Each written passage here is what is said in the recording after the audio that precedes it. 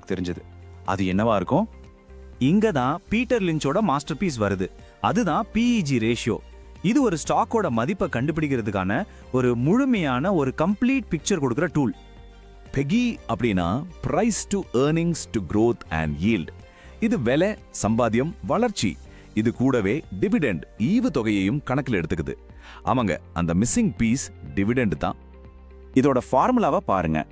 BE ரேஷியோவை வளர்ச்சி விகிதத்தோட dividend ஈவுத்தொகையையும் கூட்டி வர்ற மொத்த நம்பரால வகுக்கணும். டிவிடெண்ட் ஈவுத்தொகைனா என்ன? கம்பெனி அவங்க லாபத்துல இருந்து நேரடியா உங்க பாக்கெட்டுக்கு கொடுக்குற பணம். இந்த உதாரணம் பார்த்தா உங்களுக்கு தெளிவா புரிஞ்சிடும். கம்பெனி எக்ஸ், கம்பெனி ஒய் ரெண்டுக்குமே பியும் சரி வளர்ச்சி விகிதமும் சரி ஒன்னாவே இருக்கு. ஆனா கம்பெனி ஒய் ஒரு 4% டிவிடெண்ட் கொடுக்குது. இதனால அதோட பிஇஜிஓஐ ரேஷியோ பாருங்க 0.79 குறைஞ்சிடுச்சு. இது என்ன காட்டுது? கம்பெனி ஒய் தான் ஒரு சிறந்த டீல்னு காட்டுது. அப்போ இந்த பிஇஜி ரேஷியோ ஏன் இவ்ளோ பவர்ஃபுல்? ஏன்னா இது கம்பெனியோட வளர்ச்சியை மட்டும் பார்க்காம முதலீட்டாளரா உங்களுக்கு நேரடியா கையில கிடைக்கிற பணத்தையும், அதாவது டிவிடெண்ட்டையும் மதிக்கிறது. உங்க பாக்கெட்டுக்கு வர்ற பணத்துக்கு மதிப்பு